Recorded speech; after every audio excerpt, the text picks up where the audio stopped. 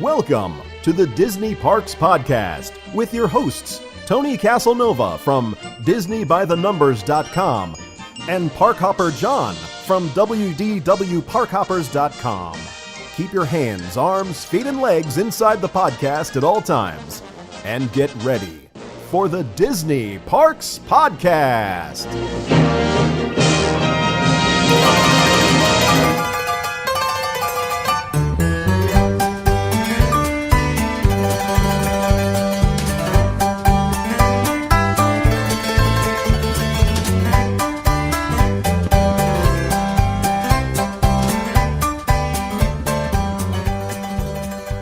Greetings and welcome, everybody, to the Disney Parks Podcast. My name is Parkhopper John, and I come to you from WDWParkhoppers.com. Joining me, as always, on the other side of the internet is the good-looking, the handsome, the ravishing Mr. Tony Caselnova from DisneyByTheNumbers.com. How are you doing, my friend? Hello. Very good. Hello. Hello, mate. Hello. For those of you listening in the UK, we apologize. Yeah, for a horrible accent. Hey, I just thought of this. It just popped in my head when I did my British accent. I was reading, I think it was Entertainment Weekly last week, and they had a list of all of the Disney movies that are going to be turned into live action. Yeah. And it's everything. It's Mulan. It's Little Mermaid. It's, The Lion King. It's everything. They're going right down the list. Wow. And just going to hit every single one of them. And some of them have directors. Some of them have writers already. Some of them have been cast. So, this live action train is not stopping. Well, dude, they knocked it out of the park with, pretty much everything they've done. But when they hit Beauty and the Beast, they hit bank. Yeah. Yeah, and that's great. I've already heard some of the rumors that they're talking about, like the Mulan is going to be less. I mean, not that there's not going to be music in it, but it's going to be less musical and more action packed, which I think is great. Yeah. I'm all for that. Right. So I'm looking forward to it. I'm thinking there's going to be a great thing. I'm very excited if they ever decide to do a live action Lilo and Stitch. I just can't wait for that to see how that works out. How'd that work out? One thing will be live and one will not. That's right.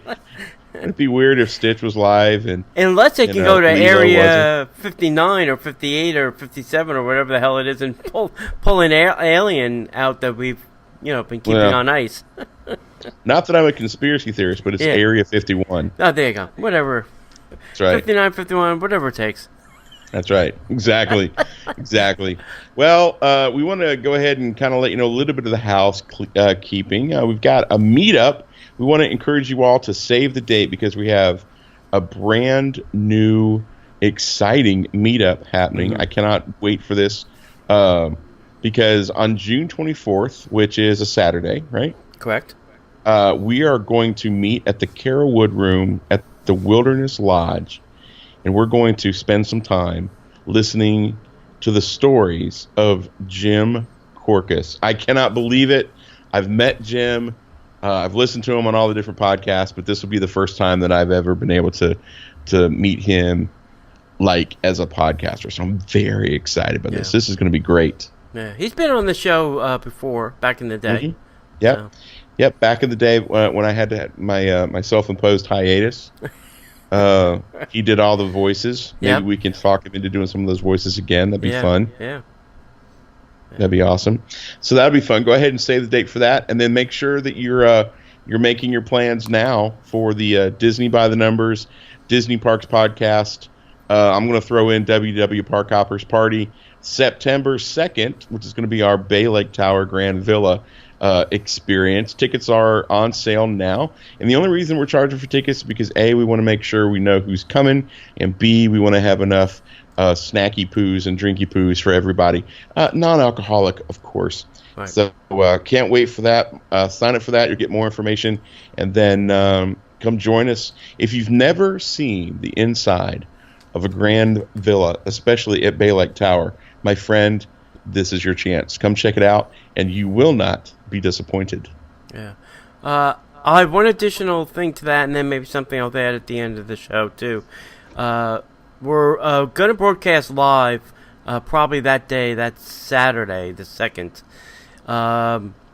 We're probably going to broadcast to Facebook or YouTube, one of the two. We'll figure that out.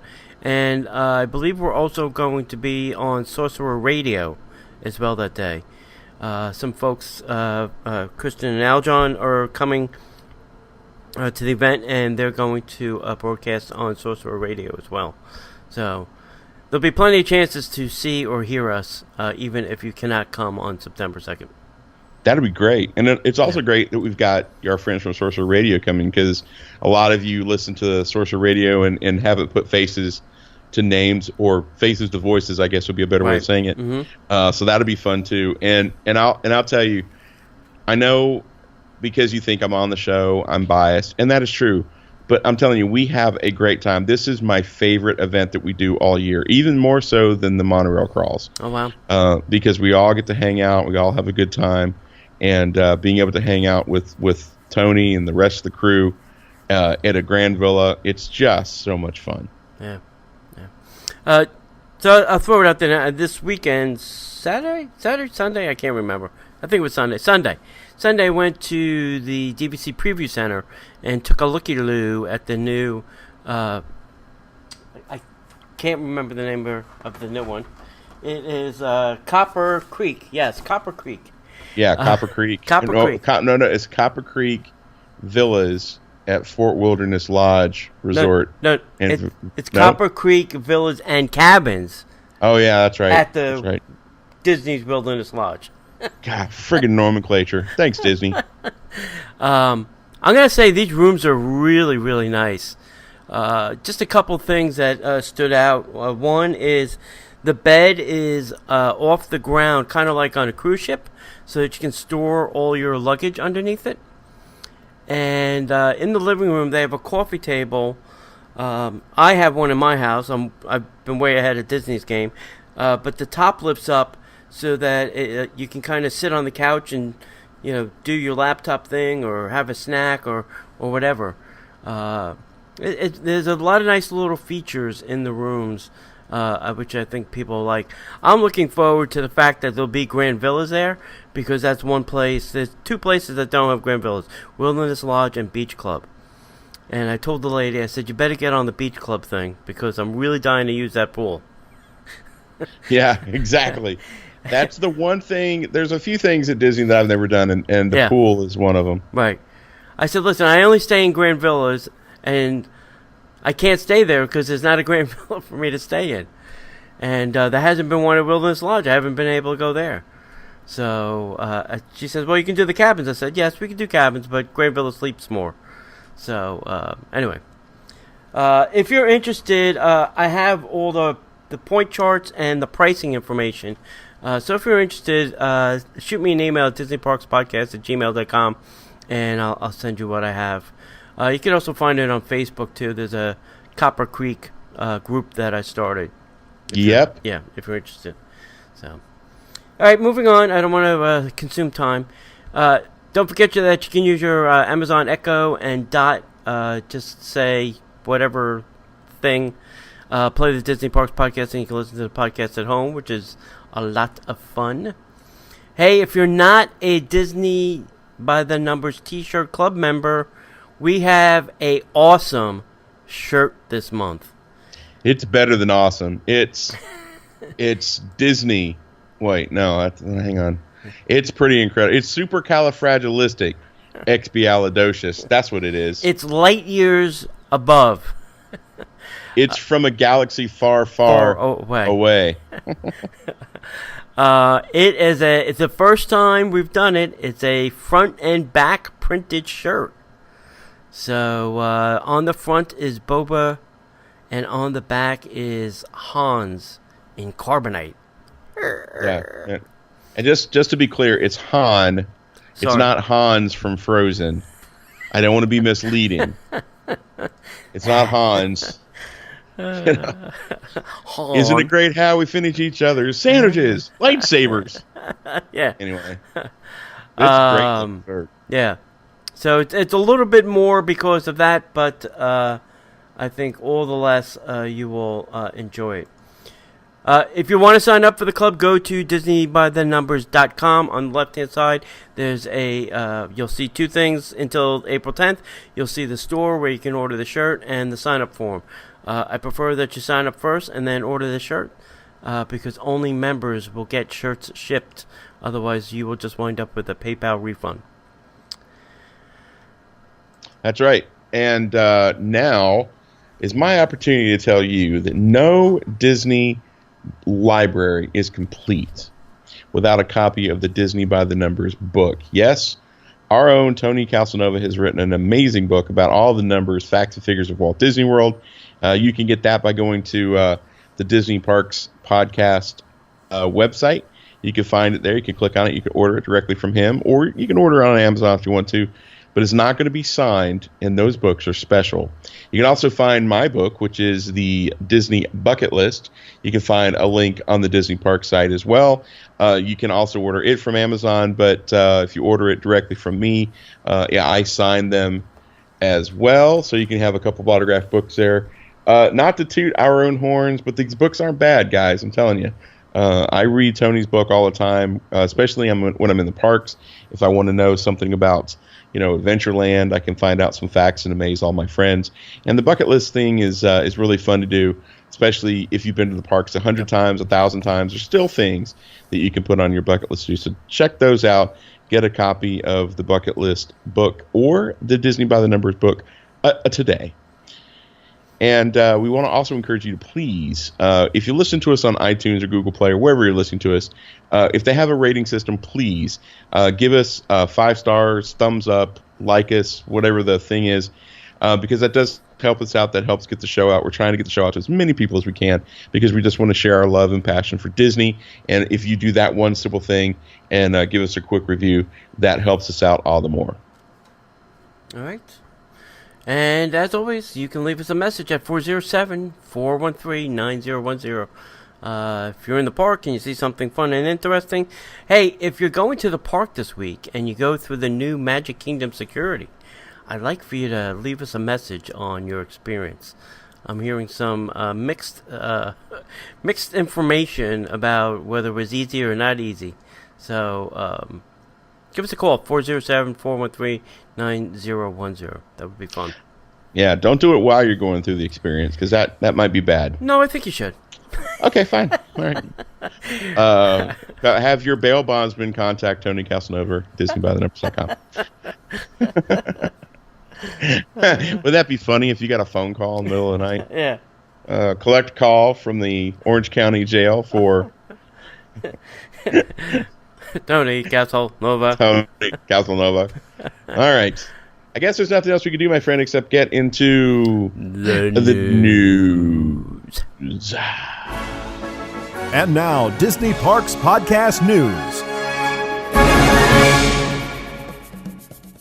Have you ever come to Orlando and you're the person that has to make all the dining plans, all the fast passes, get all the tickets? Well, we have a service that can help you do this. This is the best service. They are themeparkconcierge.com. You can call them up at 407-257-9973. Tell them your plans. They'll send you a little profile, get some information about you and your traveling party, what you want to do, what you don't want to do. And then they can set up a custom plan for you. And they'll take you around the parks. They'll make the dining plans. They'll get the fast passes. They'll take you to Walt Disney World. They'll take you to Universal. They'll take you to Busch Gardens, to SeaWorld, to Legoland, to all of those places. And they will do all of the work for you. Contact them at themeparkconcierge.com. Check them out on Facebook at facebook.com/Ramon VIP Concierge, or email them at ramon@themeparkconcierge.com. I am telling you, you will not be disappointed, and if you tell them the Disney Parks Podcast sent you, you'll get 10% off your order. So Disney-Pixar's Coco is presenting Dantes Lunch, which is a short tale. Dantes Lunch, a short tale, which debuted this morning on Yahoo Movies, introduces audience to Dante, the endearing dog that stars in Disney-Pixar's Coco. Director Lee Unkerk told Yahoo Movies that his team created it to help them flesh out the canine character who is based on Zolo, or no way am I trying to pronounce that. Don't no even try. way. Zolo, an ancient breed of dog that can be traced back as far as 3,500 years. And Unkirk says he figures very prominently in Aztec legends about the afterlife. It was said that in order to make the journey through the afterlife, you needed to have one of these Zolo dogs with you. In the film, Dante serves as a companion to Miguel, voiced by newcomer Anthony Gonzalez, who dreams of becoming an accomplished musician like his idol Ernesto de la Cruz, who is voiced by Benjamin Bratt. Desperate to prove his talent, Miguel finds himself in the stunning and colorful land of the dead following a mysterious chain of events. Now, along the way, he meets the charming trickster Hector, voiced by Gael Garcia Bernal, and together they set off on an extraordinary journey to unlock the real story behind Miguel's family history. Disney-Pixar's Coco, try to say that 10 times fast, opens up in theaters around the U.S. on November 22nd. The film is co-directed by Adrian Molina and is produced by Darla K. Anderson. Before we really dig into the whole thing, this movie kind of snuck up on us. Well, how do you feel about Coco? What have you heard about it? Are you interested?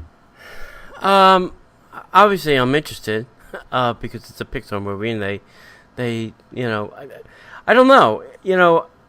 From the one little scene that I've seen, it doesn't draw me in like, obviously Cars 3 or something, but I don't know. I think I'm going to have to, go see it and see what happens. See if it'll grow on me. And their shorts are always, pretty good. I mean, right. They usually, are pretty, can pull on the heartstrings if they want to. Right. So. They know how to make us laugh and cry. Yeah, in a very short period of time. Yeah. I saw the trailer and I thought it was interesting.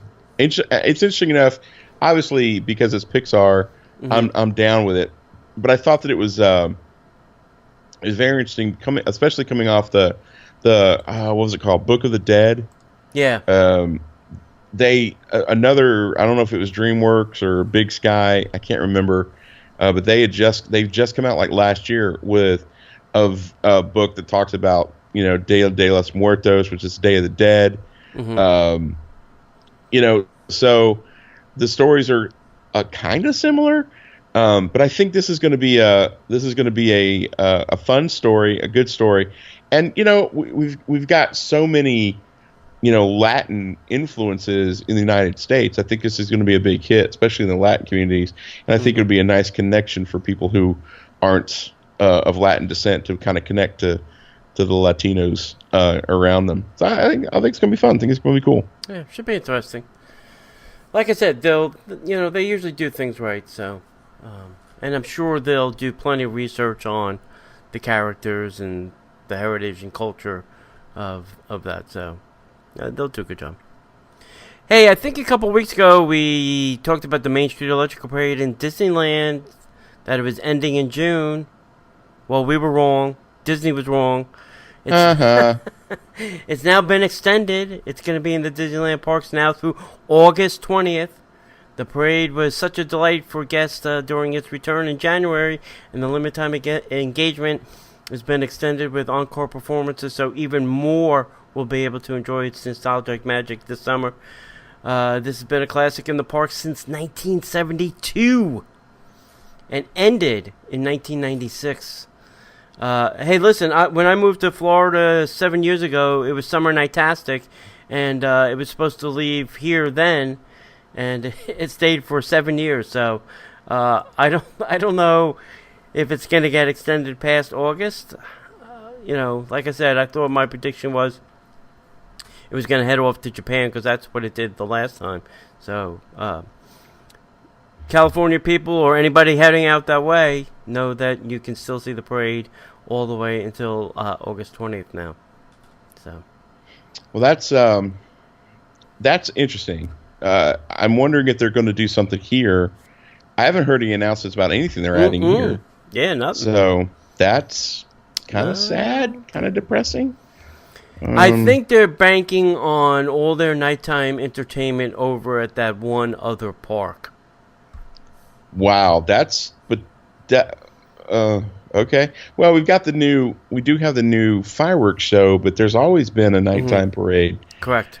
So that's and the longer they go without one, it's harder and harder, for me to not be upset because I don't know if they're going to get another parade. So hopefully they'll come up with something. Right. I don't know. We'll see. Yep. All right. So, guys, Easter is fast approaching. So now we've got some Easter specials for guests visiting Disneyland Resort out in Anaheim. Spring is sprung at the Disneyland Resort for those staying at one of their 3 on-property hotels.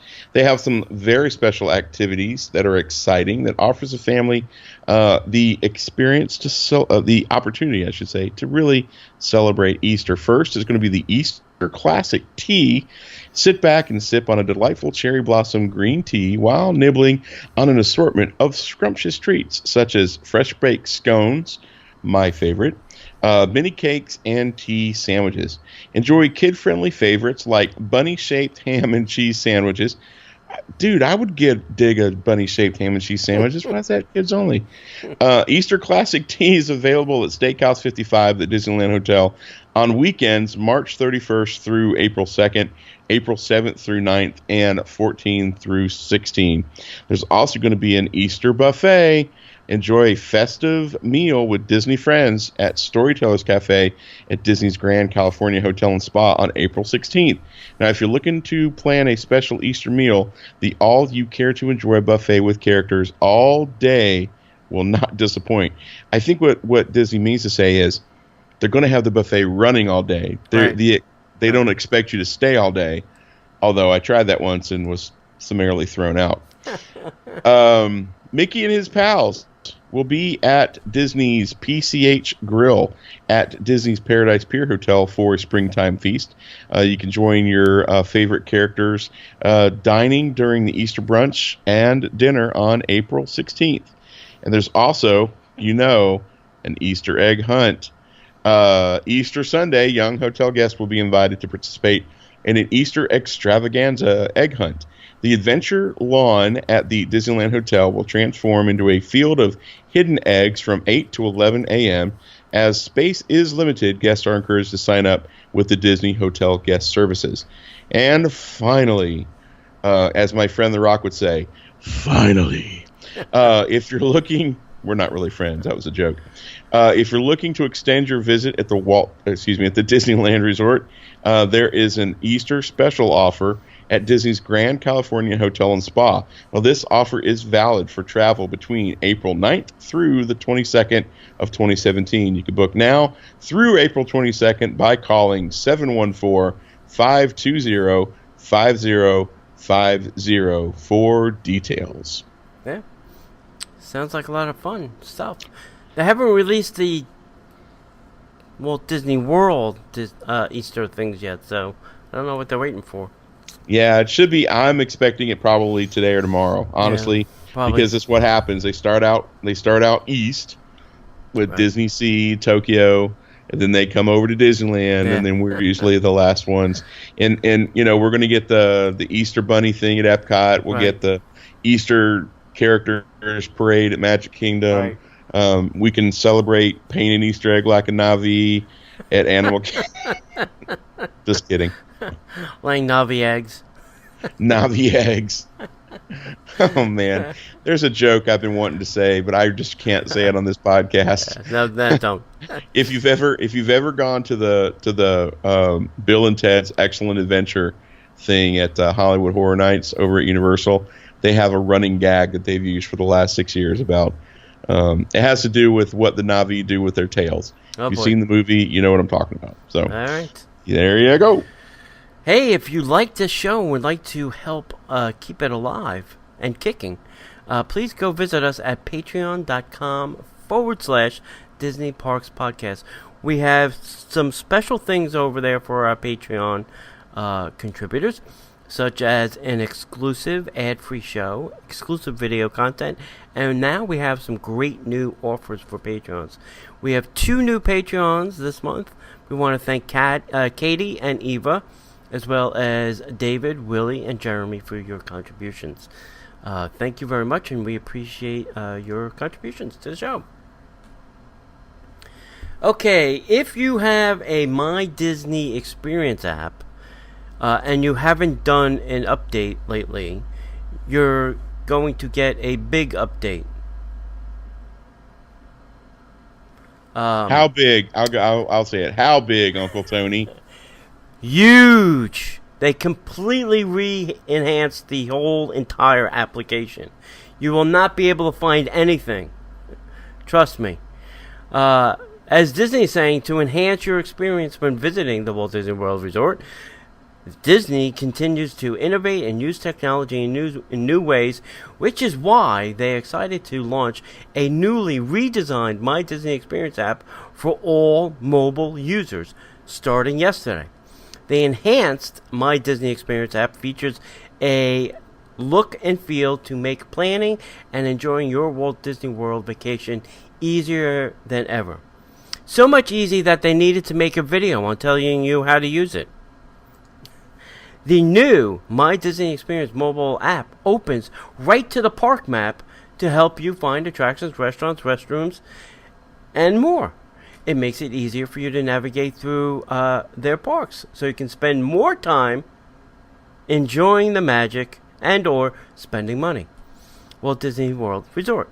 A new section called Spotlight highlights all new park experiences, entertainment offerings to help you find out the latest and greatest happenings at the park.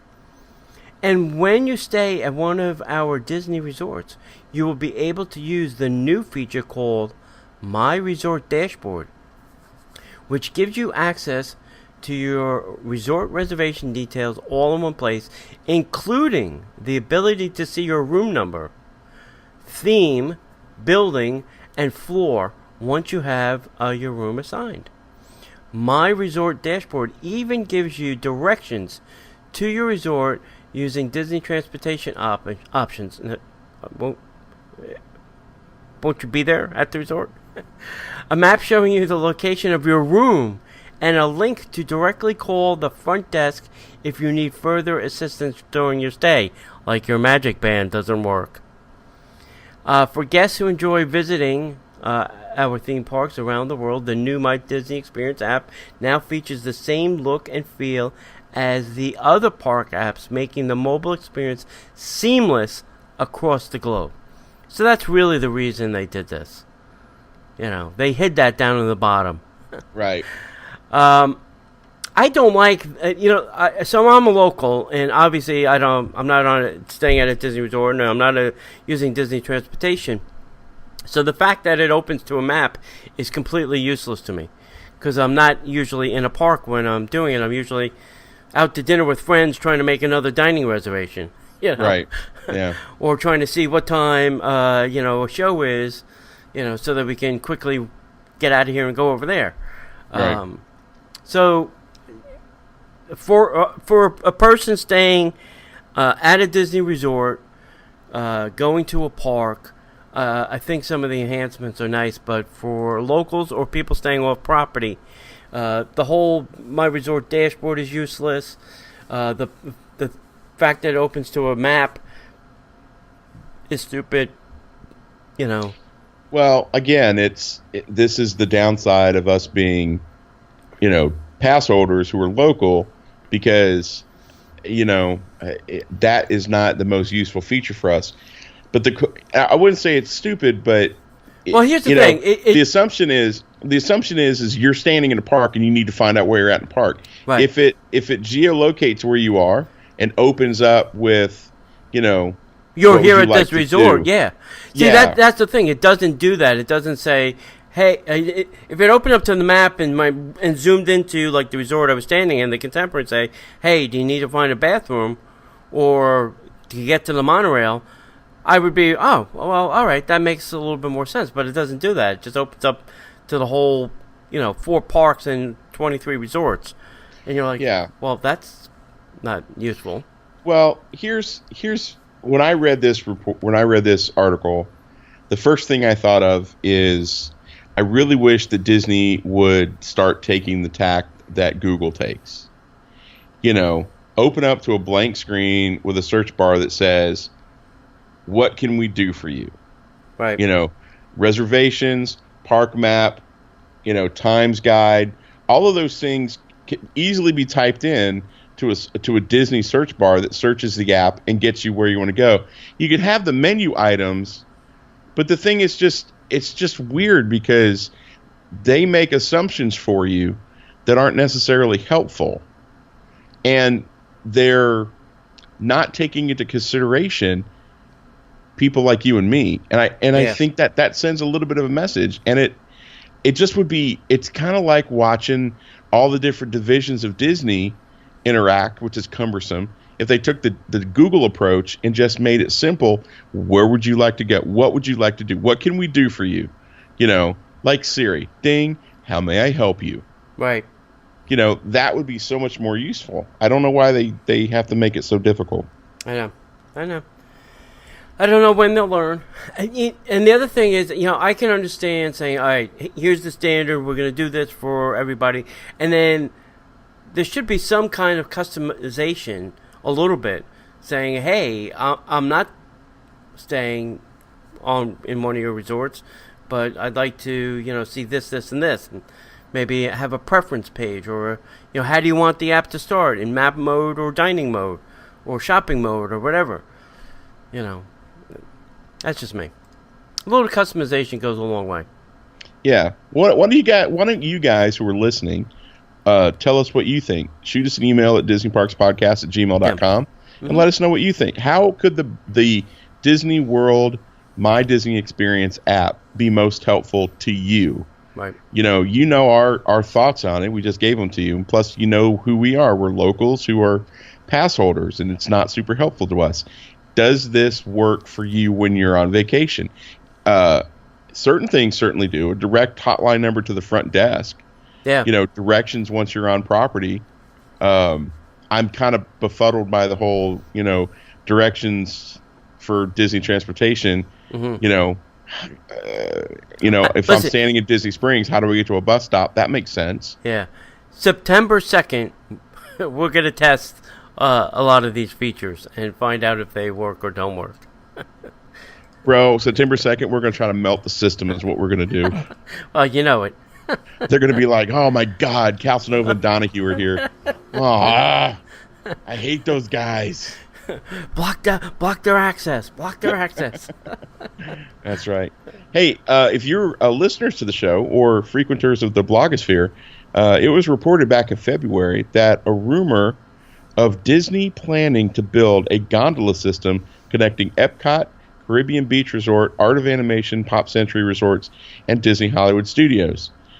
Now comes an official notice of commencement for the construction of, quote, using Tony's air quotes, foundation and building infrastructure, end quote, at 6 different locations that correspond with the 6 locations that were mapped out for the rumored gondola route. Now, this is the first official filing of a notice of commencement, and typically construction begins as soon as this notice is filed. Now, previously, Disney filed paperwork with the South Florida Water Management District, or if you ever hear people say Swift Mud, right, regarding the Hourglass Lake Station because the impact, this plan impacts a body of water under the Swift Mud's purview. PCL Construction Services Incorporated is a large construction firm in the civil and industrial sectors and has done work at Orlando International Airport, Legoland, Florida, the Orange County Convention Center, and many other locations in Orlando and around the world. So PCL is filing this. They're going to be constructing it. This could potentially rock the Disney World. I think this will be great. Really? You don't? I don't know. Here's my thing. Is it going to be able to move enough people that it will make a dent in buses and or transportation lines? Who cares? It'll be fun. All right. So You can add things to do without going into a park, like taking the Epcot monorail loop. That's a nice long monorail ride. You can now add a gondola ride to your list of things to do without going inside a Disney park. Absolutely. Now the question will be: will they let you stay on, or do you have to exit and get go wait again and get right back on it? I think there is, from what I saw on some of these maps that people have been throwing out there, there is a transfer point. I forgot where. I think you can go from the Caribbean beach to a transfer station, and then from the transfer station to Epcot. So there is a place, kind of like TTC, where you'll have to go there and then transfer or get onto a different gondola to go in the different areas besides Epcot. Epcot and something else, I think. Probably Caribbean Beach. No. What's near Epcot that's on this list? I can't even think. Anyway. Hollywood Studios? Yeah, maybe. Yeah. There is a transfer station that they're allegedly building. It'll be interesting if this really comes. I don't, like I said, I don't know if this is their. I would have liked to have seen a people mover rather than a gondola, but that's me. Gondolas are vastly less expensive than a people mover. But I think you can cram more people in a people mover. I agree. But this will be fun. It depends. I don't remember the gondola system they had. On the Skyway? Yeah, the Skyway. Yeah. Sky buckets. Yeah, it's not going to be like that. I don't remember how many people you could put through that in a sitting. So I don't know. But, I'm looking forward to being able to get on one of these bad boys and stick my phone out and do video on it and just enjoy the ride in a different way. Especially at night. That'd be great. Yeah, and when I say people mover, think like the Orlando airport, going from the terminal to the main building. Right. Something like that. You add 2 more cars on that, you could probably fit like 1,000 people and move them a lot more quickly and swiftly.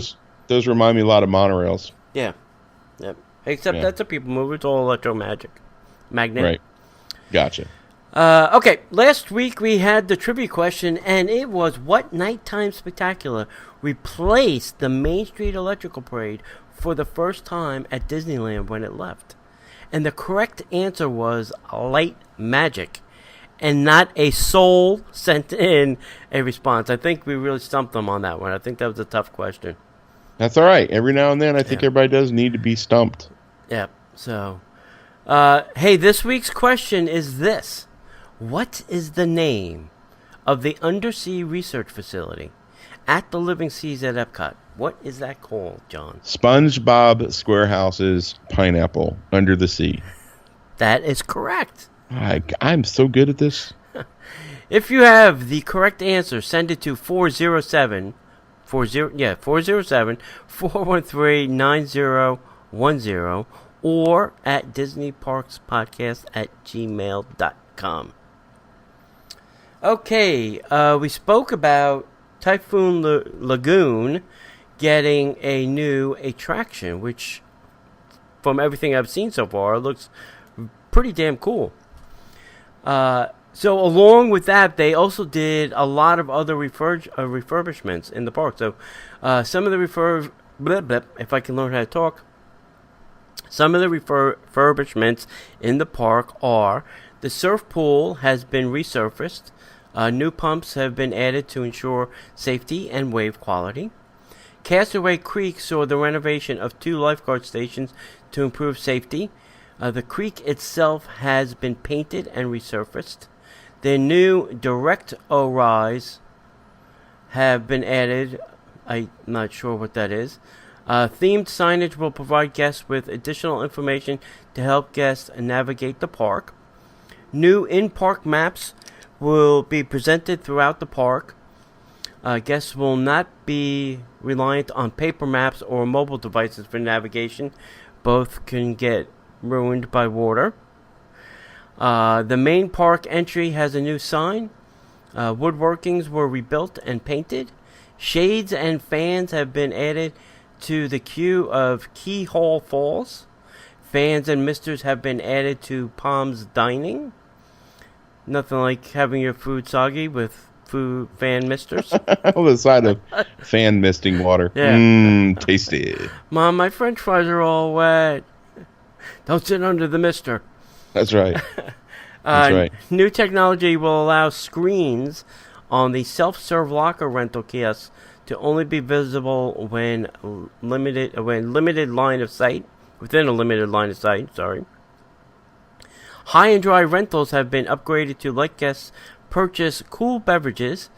Guests can rent clamshell beds, including a beach and drink table near the Super Cabana by Crushing Gusher. And the Crushing Gusher will now open after dark thanks to the installation of new lighting. Ooh. So, not only did they add an attraction, they did a nice little rehab. Nice. So, there you go. I've not been. I'm guiltily, I say that I've never been to, either of the water parks. Okay, I'm a horrible Disney fan. I can fix that for you if you're interested. Okay. Yes. Since I'm a DVC member, they're having some Moonlight Madness at Typhoon Lagoon.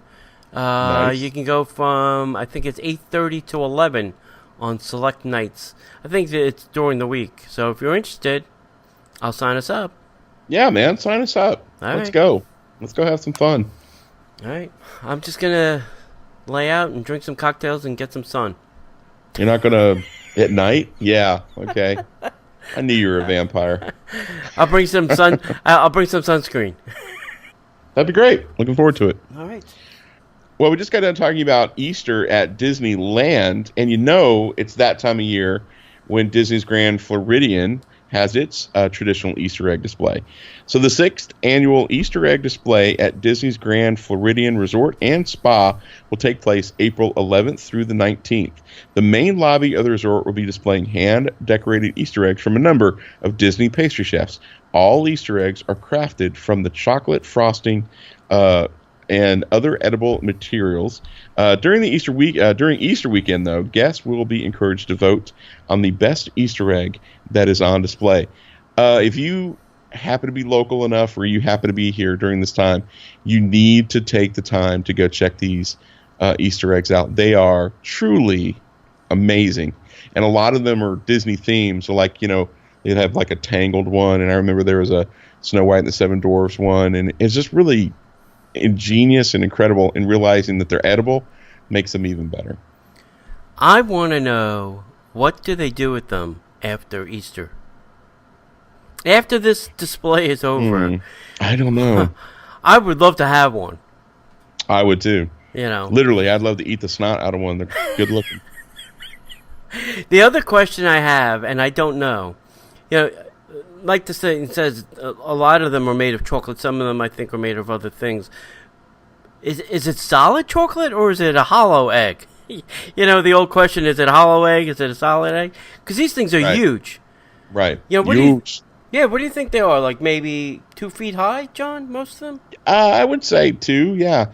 A lot of them are hollow because several of the chefs, like one side of the egg will be... Yeah, like they'll eggs. Put a little diorama in them. Right, yeah. Yeah, one side will be solid and they'll paint on it and decorate it and all that good stuff. And then the inside of the egg is like a little diorama scene. So I'm sure that most of them are probably...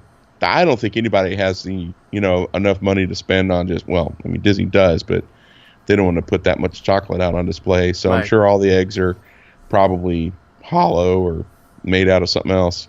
I had puberty. Finally hit puberty. Yay! Excuse me. Yeah, I really like to know. I'm gonna ask. I don't know if anybody. I'm gonna ask at the hotel when I go see them. Hey, what do you do with those? Can I buy it? Can I have it? Can I keep it? Can I pick one up? Can I buy it? They should probably have like an auction or a lottery and give the money to charity. Yeah, that'd be great. I'd do that. Yeah. I'd auction it off and then eat it right there. I bet the chef that makes it gets to take it home. Maybe. Yeah. All right. I'll find out. We'll dig into it. All right, hey, let's end our show with some interesting headline news. Mm-hmm. Will Smith was offered a role to do Dumbo and turned it down because he wanted $20 million. Now, if this was 20 years ago, he would have gotten it. Yeah, probably. But he ain't getting that now. Yeah, $20 million to be in the Dumbo movie. Wow. I hear it may be now Chris Evans, right? Captain America? Yeah. I've not heard. That may be right. Yeah, I think it might be Captain America now. Next is the Animal Hospital and Veterinary Treatment Room in Rafkiki's Planet Watch will be closed for refurbishment until mid-June. So if you'd like to go out that way while you're at the Animal Kingdom, it will be closed until mid-June. All right. Another interesting thing, talking of water parks, the Disney is now testing virtual queue lines at select attractions in both water parks. Nice. So what this means is you go and you'll get like a return time. So that you don't have to stand around waiting, doing nothing. You can go do something else and then return at the time that you're asked, and you'll get to ride the attraction. Nice. Almost like a fast pass. Yeah, almost like a fast pass. Almost exactly like a fast pass. Almost exactly like a fast pass. I think they should do this with the attractions. You should go. Yeah. You know, you should get your. I don't know. I'm not gonna get into it. It's too much. Yeah. Like we mentioned, there's a whole new bag check procedure at the Magic Kingdom. It started today. It is not being done in front of the park any longer. When you take a bus from any resort, you'll do your bag check once you get off the bus before you start walking to the Magic Kingdom. If you're at any of the monorail resorts going to the Magic Kingdom, Poly, Grand Flow, and Contempt, you will do your bag check before you get on the monorail. Oh, wow. Yep. And then just as you're exiting your boat, same thing there. You'll do your bag check right on that dock before you enter, the Magic Kingdom area. There's a couple reasons. One is to get rid of the crowd in front of the Magic Kingdom and kind of, move it into other areas. If you're also if you're coming by car from the TTC, you'll do your bag check at the TTC as well. Right. And the second thing is all of those people in front of the Magic Kingdom make it a target on a highly busy day. When that entire area fills up, that's a risk. And Disney's not willing to take that risk any longer, thank God. And they're making this change. Nice. Yeah, that's good. Yeah, it's good. And the last item is STK here in Disney Springs is now serving a weekend brunch. Probably still not affordable, but may want to check out the menu and see what they got. STK is probably the most expensive place at Disney Springs to eat, I would think. John? Oh, dude, I don't know, bro. Boathouse? Boathouse pretty close? Yeah? I would vote Boathouse. Okay. STK, you can actually get away with eating relatively inexpensively unless you want steak, and then all bets are off. Right. But Boathouse, and don't misunderstand what we're saying. We love both of these restaurants. Yes. But price point, Boathouse is way more expensive than STK until you go the steak route, and then all bets are off. Yeah. Yeah, because you can go to Boathouse and have a lobster roll sandwich for lunch, and that's okay. But if you go there at night and have a steak, yeah, you're not going to be paying the same thing. Well, yeah. I mean, let me put you like this. I went to Boathouse, and they don't have a lunch menu. But I went to the Boathouse, and I think I had a crab cake, something, and an appetizer. Right. Like I had like a crab cake appetizer and maybe something else. Right. And it was like $30. Yeah. So let me go back. It's well worth it. Boathouse is amazing. Stinking STK Orlando is amazing, but I really do. I think Boathouse, and I haven't looked at both menus, but Boathouse kind of takes the cake on most expensive, but totally worth it. I'm not gonna lie. Yeah. All right, kids, that's it. We got nothing else. If you want to give us a call, it's 407-413-9010. Want to drop us a line, we're DisneyParksPodcast@gmail.com. And as always, you can find us on the internets at Facebook.com/Disney Parks Podcast, on Twitter at Disney Podcaster, and don't forget to go check out our website at DisneyParksPodcast.com. We got links to all the shows. We got links to all the t-shirts and the books and everything you want to know and do and find and contact us is all at DisneyParksPodcast.com. So go check us out. And like I said, if you can rate us, review us, and give us a share with your friends, tell your friend. That should be everybody's thing to do this month, is share the show with one friend. That's all we ask. One friend. Go find one friend and make them listen, and I bet they'll like it. So, that's it. And as we'd like to say around here, we'll see you in the parks.